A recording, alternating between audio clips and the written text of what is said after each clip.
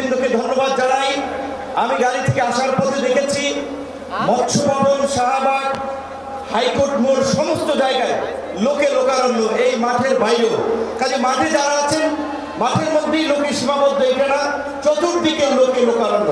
এরকম একটি সফল মহাসমাবেশ আয়োজনের জন্য ইসলামী আন্দোলন বাংলাদেশের সারা দেশের নেতৃবৃন্দকে গণ অধিকার পরিষদের পক্ষ থেকে অভিনন্দন এবং শুভেচ্ছা জানাই। অভিনন্দন এবং শুভেচ্ছা জানাই ইসলামী আন্দোলনের পীর সাহেবকে এবং তার সাথে অন্যান্য সিনিয়র নেতৃবৃন্দকে, যারা আজকের ইসলামী আন্দোলনের এই সমাবেশে বাংলাদেশের প্রায় সকল মত পথের রাজনৈতিক দলের নেতৃবৃন্দকে এই মঞ্চে একত্রিত করেছেন। এবং আজকের এই সমাবেশ অত্যন্ত সময়োপযোগী এবং কার্যকর বিষয়ের উপরে ভিত্তি করে নির্ধারণ করা হয়েছে। আপনারা জানেন বাংলাদেশের 24-এর গণ অভ্যুত্থান পরবর্তী রাষ্ট্র সংস্কারের যে জন আকাঙ্ক্ষা তৈরি হয়েছে, শাসনতান্ত্রিক ব্যবস্থার পরিবর্তনের যে রাজনৈতিক এবং জন আকাঙ্ক্ষা তৈরি হয়েছে, সেই আনুপাতিক হারে নির্বাচনের দাবিতে আজকে বলা হয় কয়েকটি দল ব্যতীত সব দলই কিন্তু এই মঞ্চে ইতিমধ্যে হাজির হয়ে এই সংখ্যানুপাতিক নির্বাচনের পক্ষে তাদের দলীয় সমর্থন ব্যক্ত করেছে।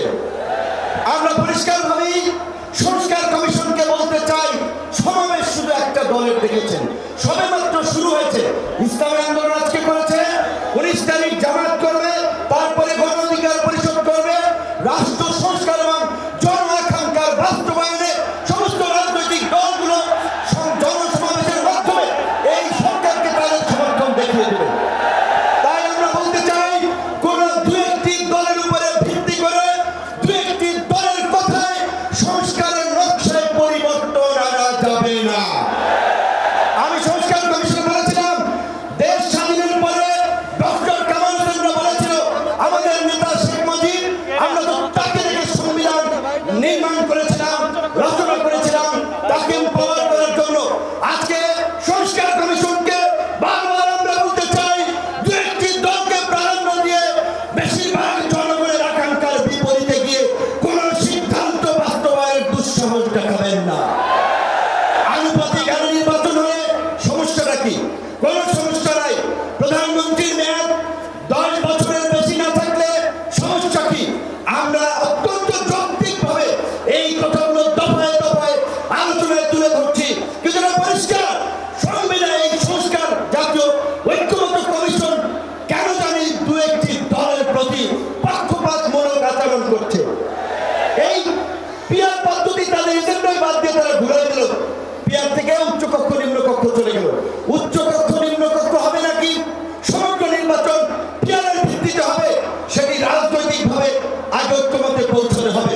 একই সাথে আমি আরো একটি কথা বলতে চাই, যারা পীর সাহেব সহ জামাতের নেতৃবৃন্দ তারাও বলছে, আমরা বলছি, আজকে সারা বাংলাদেশে উপজেলা, পৌরসভা, সিটি কর্পোরেশনে স্থানীয় জনপ্রতিনিধি নেয়। জনগণ চরম দুর্ভোগের শিকার হচ্ছে সেবা পেতে গিয়ে। সরকারের উন্নয়নমূলক কর্মকাণ্ড ব্যাহত হচ্ছে এবং 50 বছরের যে অভিজ্ঞতা, নির্বাচনের পরে রাজনৈতিক দলগুলো এমপিরা মিলে, মন্ত্রীরা মিলে কেন্দ্র দখল করে তাদের নেতাদেরকে পুলিশ প্রশাসনকে দিয়ে জেতায়। কাজী